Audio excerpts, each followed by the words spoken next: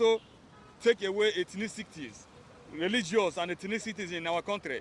I want Yoruba to see Igbo as his brother. I want Igbo to see Yoruba as his brother. I want Igbo to see Hausa as his brother or as their brother. I want Hausa to see Igbo as their brother as well.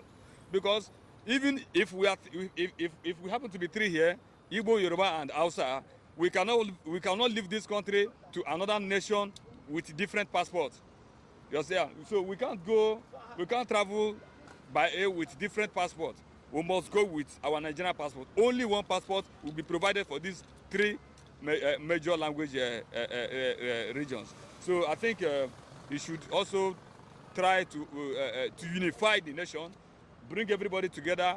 Don't let a particular region aside or left behind, so that there will be peace and we will love ourselves like never before.